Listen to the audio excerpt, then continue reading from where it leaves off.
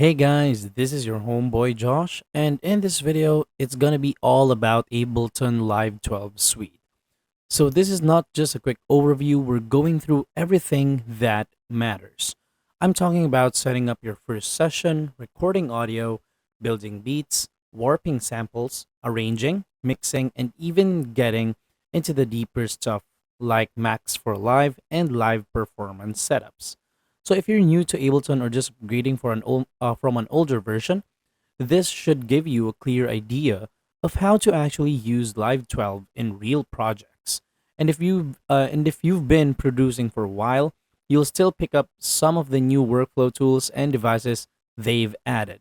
So all the important links, time codes, and project files are down in the description. Let's get into this. So first, just a quick disclaimer, Ableton Live Suite is super powerful, all right? But it can be a bit overwhelming if you're just starting out. And to be honest with you, I got really overwhelmed when I was just starting out with Ableton because it really has a lot of tools, which is very good, but which is also bad because, again, it could make you feel confused and very overwhelmed. But I'll guide you step by step and keep it simple. But remember, don't feel like you have to master everything at once, which is true. Also, everything I reference, including demo projects and links, is in the description below. So, first, we need to go to Ableton's website. So, how do we actually do that? So, let's try to check Ableton 12. Okay, let's search for it. Okay, this is the official website of Ableton. So you wanna just click on this like for free for 90 days. And then once you're in, you'll see once you have already downloaded this one, you're gonna see something like this. So let me just open my Ableton 12. Let me minimize this one. Okay. So as you can see, this is uh actual the actual software already. So we're currently in session view mode, and then if I click this three bars right here, this is going to be the arrangement view. So obviously in here you could arrange the stuff that you need to arrange, like the stuff that you need to sequence properly, and in here you will just see like a good overview for your sessions. Now, how to understand the session view? So session view looks like a grid, and that's exactly what it is, a clip launcher. So each column is a track, could be audio, MIDI, or return channel. Each row is a scene, a group of clips that can launch together.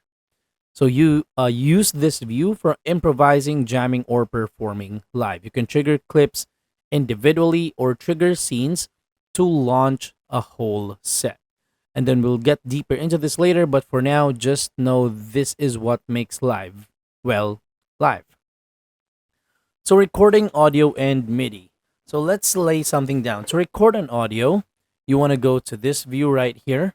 And then, say for example, my mic is assigned in here. So this is how you could assign your mic. So external in, and then B1 and B2 input. And then you want to arm it for recording. So this is how you arm it.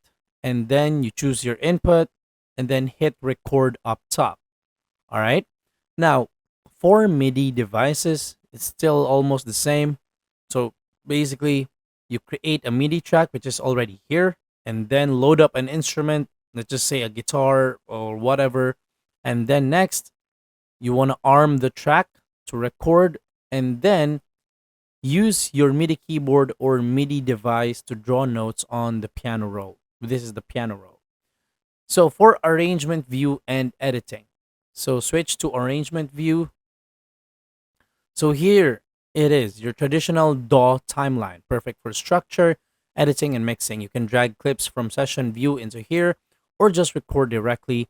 And then you can use the draw tool to automate parameters like volume, pan, effects. And then click and drag to edit, stretch, split, and rearrange. Live's editing is fluid and non-destructive. So basically, it's very easy to use, but due to the amount of tools that are in here, it gets overwhelming. So this is the draw tool up above, all right? So this is where you can draw and all. So that's how you use arrangement view. Let's go to warping and time stretching. So, warping is one of Live's most powerful features. You can take any audio clip, vocals, drums, loops, and lock them to your project tempo. Click on a clip, enable warp, and then you'll see transient markers. So, from there, you can tighten timing, create stutter effects, or remix on the fly. So, this is great for DJs and producers alike. So let me just put in something here. Let me try to uh put a beat or maybe some tools in here. All right. So there is already like something like this. So there are templates for everything. So it's not that hard. All right. So let's move on to built-in instrument and racks, which is what I've just recently done. So Live 12 Suite includes a massive sound library. You've got things like wavetable, drum rack, operator, sampler, and simpler for slicing and managing audio. So as you can see here on the left sidebar, you have all of it. All sounds, drums, instruments, audio effects, MIDI, modulators, Max for Live, plugins, clips, samples, grooves, tuning, templates, and all my extra plugins. So I'm not gonna show it because it doesn't really mean a lot. But yeah, so let's move on to the next one. So you can layer effects and instruments using instrument racks and effect racks, and even macro map them for performance. So basically, if you're trying to create music, this is one of the perfect tools that you need because everything is laid out for you. All you have to do is use it and arrange it according to your own liking. Next, effects and automation. All right. So do you need reverb? Do you need delay, distortion, or crazy modulation? Live has it all. So drag effects into tracks and drop them onto clips for clip level effects. So to automate, hit the automation arm, record parameter movements, or draw envelopes directly. So as you can see, it's in here, audio effects. So there is a lot, and it would take a lot of time if I discussed all of this. But if you're very familiar with these, this is all that you need. I even think that this is too much. All right. So usually, if you're using the guitar, which is I obviously use most of the time, I'm very familiar with the compressor, the channel EQ, the cabinet, dynamic tube, the EQs, very familiar with it. LFO, I'm also familiar with it. So basically, you have everything that you need here. So for the effects and automation, you have it here. All right. Now moving on, Max for Live. This is also what got me interested to. I mean, in using Ableton Live 12. So you have this Max for Live. So as you can see right here, we have something that's like this. All right. So you can add. All right. You can add and then you can play that. And then it produces music. So Max for Live lets you build custom synths, effects, modulators, and even visuals. If you're not a coder, don't worry. There's a whole library of pre-built Max devices included, like LFOs for any parameter, envelope followers, generative sequencers, and the Max community has tons of downloadable tools. You don't have to worry about anything. Now, the next thing that we're going to be talking about is live performance setups. So if you perform live, this is where the live's name makes sense.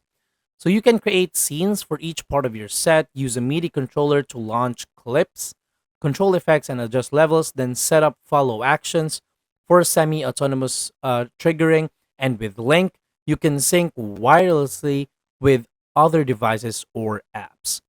Now, one of the most important features of a DAW is mixing and mastering. So live isn't just for creating. It's great for finishing too, which is really true because I use it in that way, like for mixing and mastering.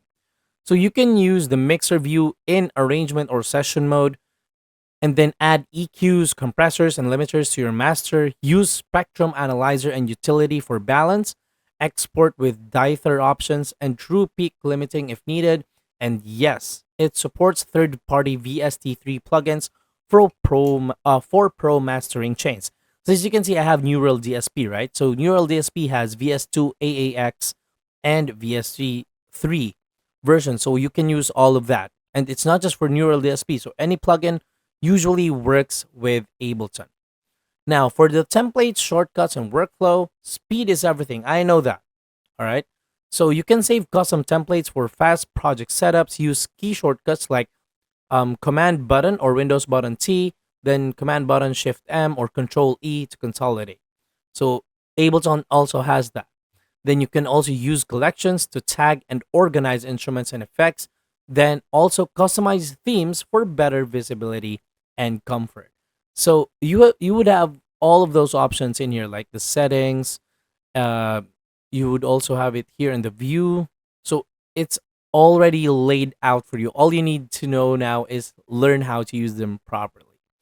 So for the last part of this video, we're going to be talking about troubleshooting and performance tips, which is very important. So first, you want to use ASIO or car audio drivers for best performance. As you can see, my audio 1 in here. Where's my okay, it's already audio 7. So this one is actually ASIO Behringer USB audio because I'm connected to Ableton Live 12 using my Behringer U40 UMC22 audio interface. Also, you want to increase the buffer size if you're getting clicks and pops during mixing, and enable high performance mode under preferences and CPU. So I actually didn't touch this one.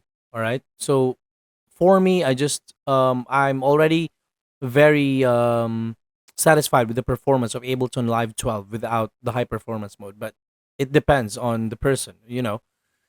Also, you can freeze and flatten tracks to save CPU, and always save versions because live like Ableton Live 12 doesn't auto save endlessly. All right? So that's the full tour of Ableton Live 12 Suite. You've got a full production environment from sketching ideas to live performance to final mastering all in one place. That's why I love Ableton. If this helped you, hit that like button. It really helps the channel. And subscribe for more deep dives like this, and drop a comment if there's something you want me to explore next. All links, downloads, and time codes are in the description. Thank you so much for watching. This is your boy Josh, and keep creating.